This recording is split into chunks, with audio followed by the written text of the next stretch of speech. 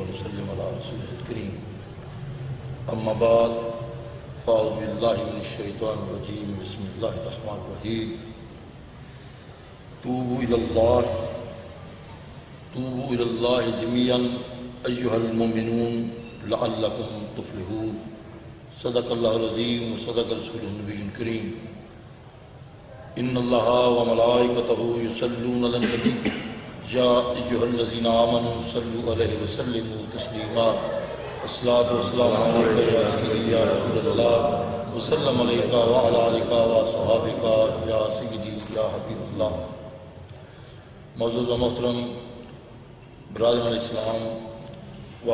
رضت مندان دربار غوث کی اہتمام، آج یہ ہمارا ماہانہ روحانی اجتماع بسلسلہ 11ویں شریف انعقاد پذیر ہے. اس میں آج کی گفتگو کا عنوان توبہ ہے. توبہ ایک ایسا عمل ہے جو ہر انسان کی ضرورت ہے، چھوٹا ہو یا بڑا، ہر انسان کی یہ ضرورت ہے. انبیاء علیہ السلام بھی اسے استعمال کرتے رہے، جبکہ ہمارا عقیدہ یہ ہے کہ تمام کے تمام انبیاء معصوم عن الخطا ہیں، ان پہ کوئی گناہ نہیں، لیکن انبیاء اللہ کے حضور استغفار اور توبہ اس لیے کرتے ہیں کہ وہ اپنی امت کو تعلیم دیتے تھے. تعلیم امت کے لیے اور ترغیب امت کے لیے، تربیت امت کے لیے انبیاء اللہ کے حضور گڑگڑاتے رہے اور توبہ کرتے رہے. نبی کرم شفیع معظم صلی اللہ علیہ وآلہ وسلم یہ ارشاد فرماتے ہیں کہ میں روزانہ 70 بار استغفار کرتا ہوں، جبکہ ہمارا ایمان ہے کہ انہیں اس کی ضرورت نہیں ہے. جب انہیں پوچھا گیا کہ یا رسول اللہ صلی اللہ علیہ وسلم آپ رات کو اس قدر مشقت کیوں اختیار کرتے ہیں، تو فرمایا عائشہ کیا میں اللہ کا شکر گزار بندہ نہ بنوں؟ گویا کہ ان کا کثرت عبادت کرنا فقط اس لیے تھا کہ اللہ کا شکر گزار بندہ بنے، جبکہ ان سے بڑھ کر کوئی اور شکر گزار نہیں ہو سکتا. گویا کہ توبہ جو ہے یہ انسان کی ضرورت ہے کہ انسان فطرتاً غلطیاں کرتا ہے، گناہ کرتا ہے، جرم کر لیتا ہے، اور جب اسے اپنے جرائم کا، اپنے جرم کا، اپنے عیب کا احساس ہوتا ہے تو پھر وہ احساس اسے توبہ پہ مائل کرتا ہے. وہ احساس جو ہے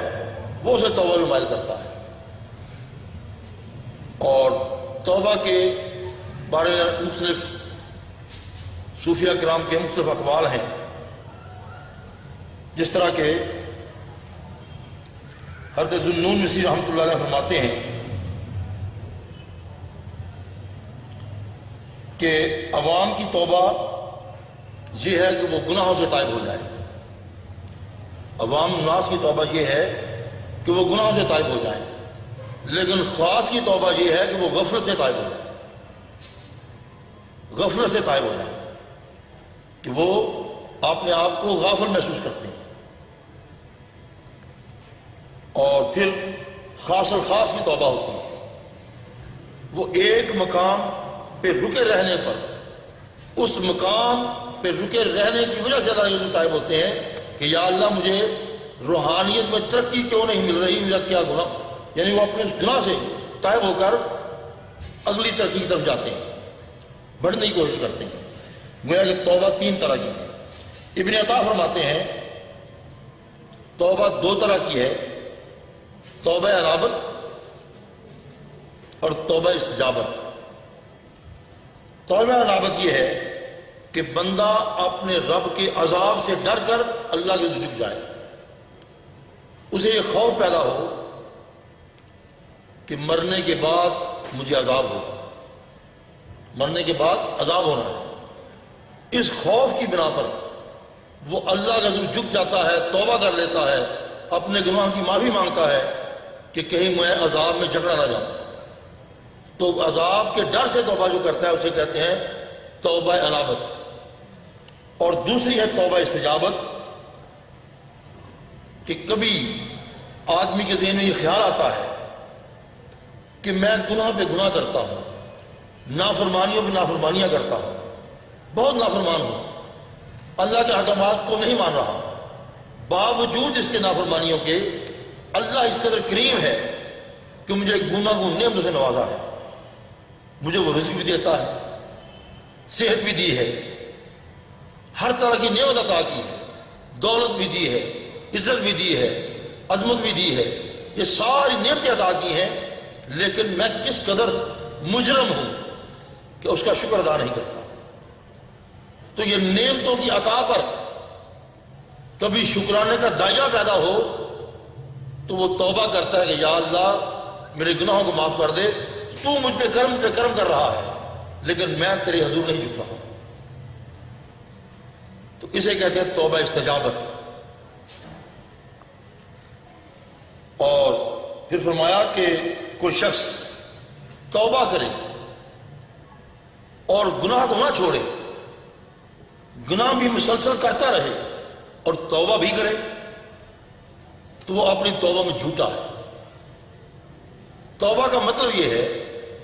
کہ اللہ کے حضور اس طرح جھکے کہ سابقہ گناہوں سے تائب ہو جائے، معافی مانگے اور آئندہ نہ کرنے کا عہد کر لے، آئندہ گناہوں کو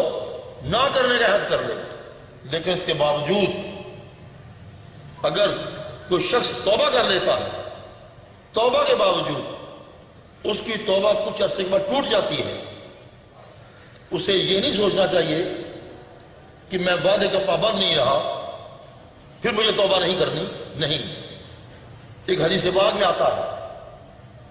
ایک شخص تھا، توبہ کرتا، کچھ عرصے کے بعد پھر اس کی توبہ ٹوٹ جاتی، پھر وہ تائب ہوتا، پھر توبہ ٹوٹ جاتی، پھر تائب ہوتا، پھر توبہ ٹوٹ جاتی۔ گویا کہ اس نے 70 بار توبہ کی اور 70 بار اس کی توبہ ٹوٹ گئی۔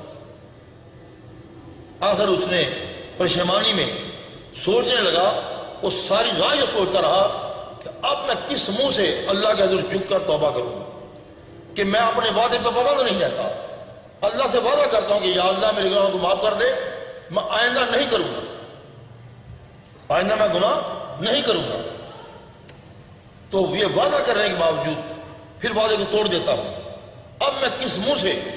اللہ کے حضور پھر دعا یعنی کہ توبہ کے لیے جھک جاؤں، پھر اللہ کے حضور کس طرح التجا کروں، کس منہ سے کون سا منہ لے کر جاؤں۔ تو اس